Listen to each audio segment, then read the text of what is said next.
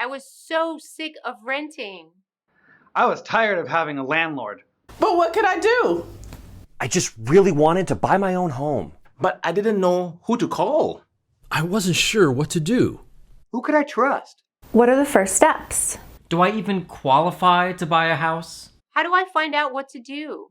Should I get pre-approved first? Can I afford to buy a home? I know what you're thinking. Where do I get all this information? Just call the pro from Fire Your Landlord. Yes, yes, yes! I couldn't believe it. I got approved.